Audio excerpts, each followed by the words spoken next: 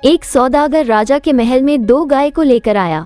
दोनों ही गाय स्वस्थ, सुंदर व दिखने में लगभग एक जैसी थी। सौदागर ने राजा से कहा, महाराज, ये गाय माँ बेटी है, परंतु मुझे यह नहीं पता कि इनमें से माँ कौन है और बेटी कौन, क्योंकि दोनों में खास अंतर नहीं है। मैंने अनेक जगह पर लोगों से यह पूछा, पर कोई भी इन दोनों में से माँ बेटी की पहचान नहीं कर पाया। बाद में मुझे किसी ने बताया कि आपका बुजुर्ग मंत्री बेहद कुशाग्र बुद्धि का है और यहाँ पर मुझे अवश्य मेरे प्रश्न का उत्तर मिल जाएगा, इसलिए मैं यहाँ पर चला आया। कृपया मेरी समस्या का समाधान किया जाए। ये सुनकर सभी दरबारी मंत्री की ओर देखने लगे। मंत्री अपने स्थान से उठकर गायों की तरफ गया। उसने दोनों का बारीकी से निरीक्षण किया, पर वो भी नहीं पहचान पाया कि वास्तव में कौन माँ है और कौन बेटी।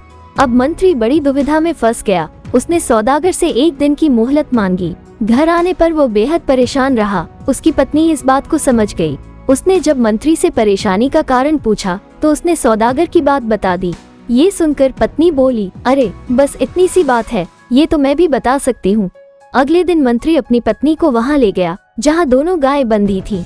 मंत्री की पत्नी ने दोनों गायों के आगे अच्छा भोजन रखा और कुछ ही देर बाद उसने माँ और बेटी में अंतर बता दिया। ये देख लोग चकित रह गए। मंत्री की पत्नी बोली, पहली गाय जल्दी जल्दी खाने के बाद दूसरी गाय के भोजन में मुंह डालने लगी और दूसरी वाली गाय ने पहली वाली गाय के लिए अपना भोजन छोड़ दिया। ऐसा केवल एक माँ ही कर सकती है, यानी दूसरी वाली गाय माँ है। एक माँ ही अपने बच्चे के लिए भूखी रह सकती है। माँ में ही त्याग, करुणा, वात्सल्य और ममत्व के गुण होते हैं।